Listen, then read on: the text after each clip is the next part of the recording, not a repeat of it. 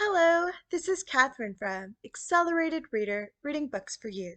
Today I will be reading Chapter 8 from Unabo, The Magic Tree of Love by Dr. Rebecca Verghese Paul, illustrated by Ada Konewki. Before I begin reading, I would like to give a big thanks to the author for sending me this book to read on my channel. In the description below, I've included links where you may find and purchase this book. Don't forget to like and subscribe. Chapter 8 The Dream. Bodero and Mayana had been working hard. They decided to take a break and have a small picnic near the tree to celebrate Bodero's 13th birthday. Mayana brought along some of the bakery's famed pastries and croissants, which Spirit could not stop looking at. She laughed as she tossed him a pastry, and he gulped it down. They had not been sitting there long when Mayana asked, "So, what do you want for your birthday?" But Bodero was distracted. "I want to tell you something," he said nervously. "What is it, Bodero? Should I be worried?" "Ha ha! No, no." He paused. It was difficult for him to tell Mayana how much he valued their friendship and how much he had learnt from her. "Thank you for being my friend. The truth is, you have taught me the meaning of being compassionate and content. I have learnt to be happy with whatever I have, and never to complain. I have never stopped admiring you for it." "Bodero, I think Unabo has taught us both that. In that case, I should thank you for being my friend too. I have always admired the way you help your brothers. Whether it is money or things, you have never been self-serving, so it works both ways," she said with a smile. Her words made Bodero feel very happy inside. "I wanted to talk to you about something else as well, Maya. It's the present I would like for my birthday. Remember Mrs. Danny's? The one who used to tell us stories after her husband died? My mother told me she broke her leg and has been finding it difficult to manage. She does not have any neighbors nearby, so maybe we should go and look. What do you think?"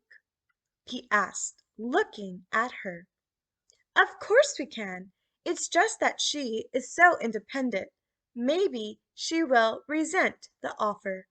Mayana looked thoughtful. "Why don't we visit her now and give her some of the pastries I brought? That might help." "Good idea. Let's go," he said. They reached Mrs. Danny's house and found it looking run down. The grass was overgrown, and her plants looked as if they had not been watered in days. They knew she took great pride in her housekeeping. The door was open, and when they went in they saw the blinds had not been opened, and the house smelled musty. "Mrs. Danny's?" they called out. "Come in," they heard faintly from somewhere inside the house.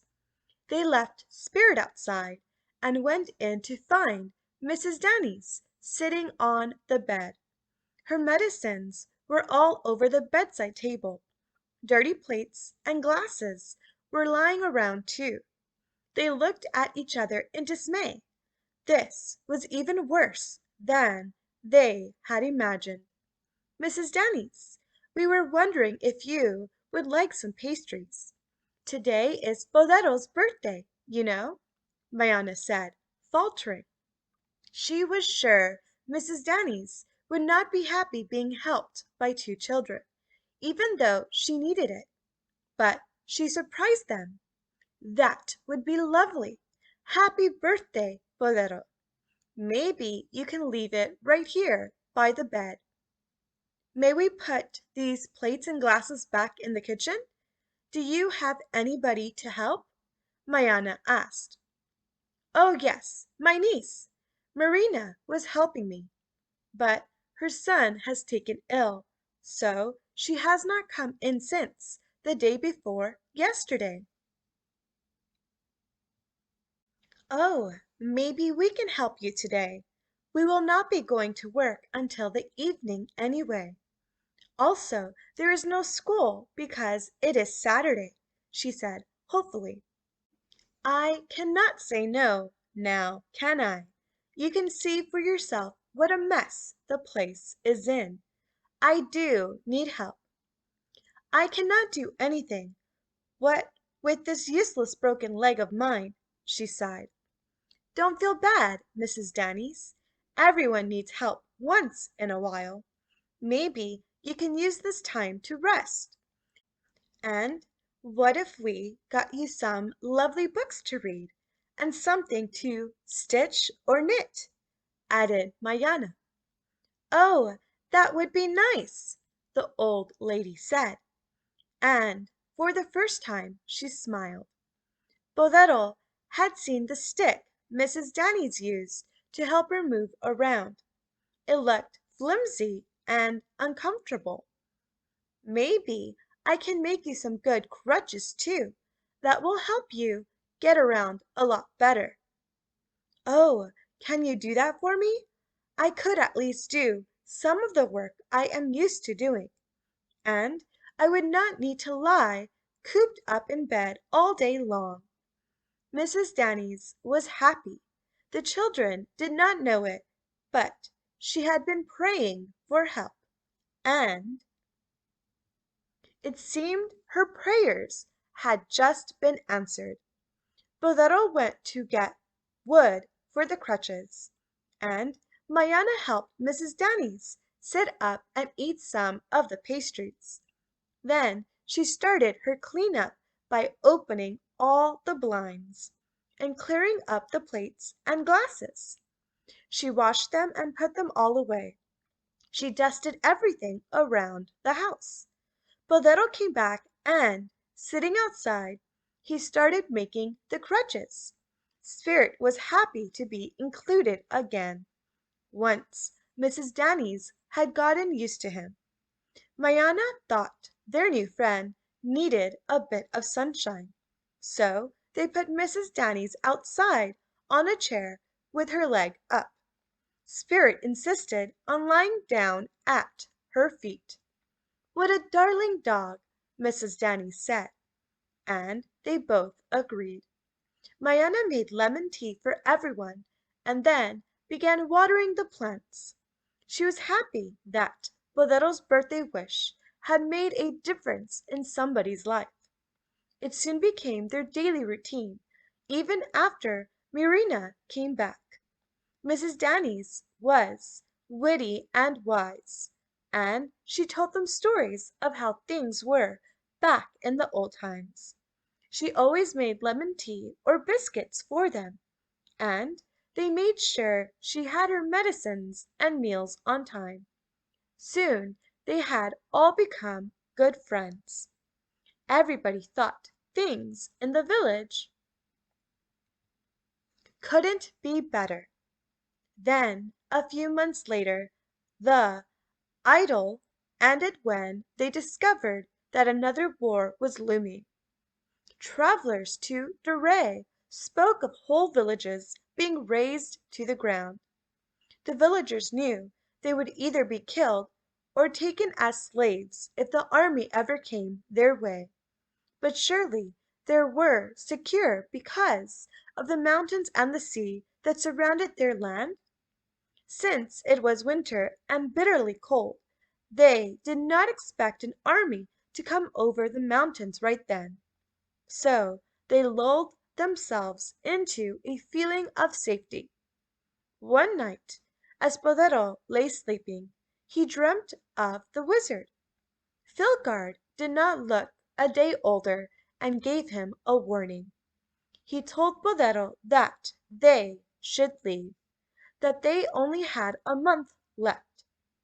everything would be for the best in the end. What did the dream mean? A month for what? He sat with Mayana and Mrs. Downies the next day, and they discussed his dream. It had scared Bolero. Neither of them went to school that day. Maybe the wizard meant the war, said Mrs. Downies.